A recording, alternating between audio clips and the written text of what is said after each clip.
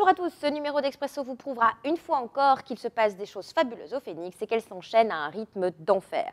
Pour commencer, du jazz à l'avant-scène le mercredi 12 novembre avec le trio Yabai. Et puis du théâtre, du vrai, du grand, du beau avec les amoureux de Goldoni le dimanche 16 novembre. Et puis enfin, nous terminerons avec une plongée au cœur de l'univers surréaliste de Lewis Carroll le mardi 18 novembre avec Alice au pays des merveilles. Je vous avais prévenu, c'est du lourd, du très très lourd. Allez, Expresso, c'est parti.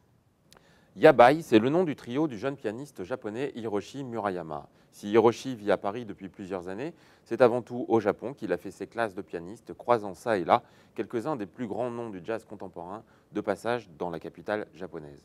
Arrivé à Paris, il rencontre le batteur David Georgelais et très vite, l'idée du trio devient une évidence. Hiroshi impressionne rapidement par la finesse et la maturité de son jeu, mais surtout, son sens aigu de la composition lui permet de créer des morceaux à la fois raffinés et élégants.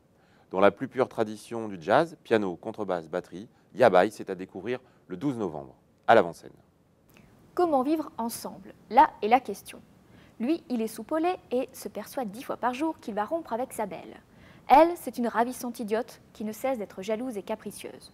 Pourtant, elle et lui, c'est de l'amour sincère. Ils envisagent même de se marier. Le problème, c'est qu'ils aiment aussi se détester et s'épuiser en gaminerie. Jaloux, possessifs, orgueilleux, ils ne laissent rien passer. Leur amour les contrarie et contrarie tout le monde. Les amoureux de Goldoni, mis en scène par Gloria Paris, c'est une très belle pièce de théâtre, une belle comédie italienne qui a de quoi rendre jaloux un scénariste d'Hollywood. Et bien que ce texte soit âgé de 250 ans, il pourrait être d'aujourd'hui. D'ailleurs, entre deux éclats de rire, certains vont sûrement se reconnaître dans ce couple impétueux. L'histoire d'Alice au pays des merveilles, nous la connaissons tous. Elle a bercé notre plus tendre enfance, celle de nos grands-parents, et en bercera encore bien d'autres. La compagnie La Petite Fabrique et son metteur en scène Betty Hurtebise ont décidé de nous replonger dans ce pays des merveilles où rien ne sera oublié. De l'escalier interminable au temps complètement déréglé, en passant par le bombix désagréable assis sur un champignon et tant de personnages énigmatiques, vous serez complètement immergé dans vos souvenirs. C'est un spectacle magique, haut en couleur, pour les petits comme les grands, et c'est à voir dès 9 ans.